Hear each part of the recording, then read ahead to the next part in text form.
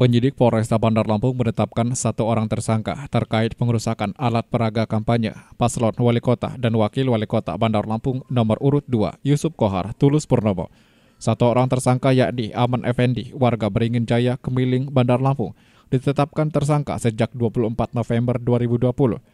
Kuasa hukum tersangka menjelaskan penetapan tersangka pihaknya mengajukan pra-peradilan. Dasar diajukan pra-peradilan ada beberapa poin.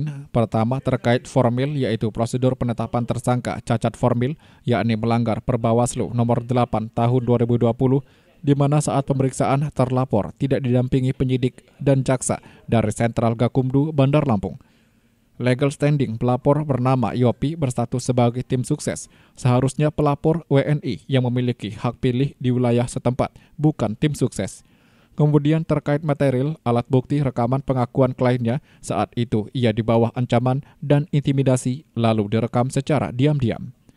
Berdasarkan putusan Mahkamah Konstitusi nomor PUU-14/2016 menyatakan rekaman secara ilegal tidak bisa dijadikan alat bukti. Hari ini kita tim kuasa hukum sudah mendaftarkan ke Pengadilan Tanjung Karang terkait surat perintah penyidikan yang dilakukan oleh Polres Bandar Lampung terkait penetapan tersangka.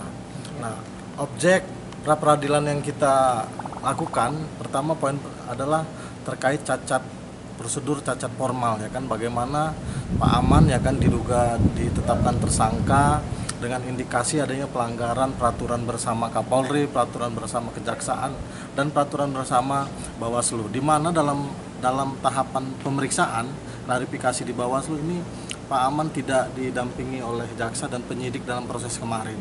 Nah ini menurut hemat kami cacat prosedur dalam penetapan tersangka. Nah sudah itu yang kedua, cacat prosedur formal terkait material. Pertama, legal standing pelapor yang kita tahu pelapor itu adalah warga negara Indonesia.